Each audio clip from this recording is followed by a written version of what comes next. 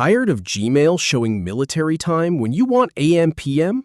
Change it in 30 seconds with this simple trick. I'll show you exactly where the setting is hidden. Just follow these 3 quick steps.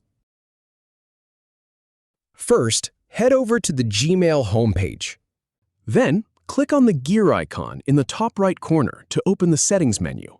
From there, select See All Settings to access the full settings panel. Now, scroll down until you find the Language section. Click on the drop-down menu next to Language.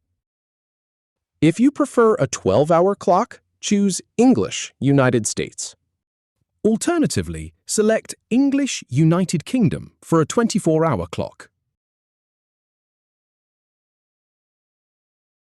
Finally, scroll down and click Save Changes to apply your new time format. If you have any feedback or if any info is inaccurate, please leave a comment below. We'll do our best to answer or redo the video if needed. Thanks for watching.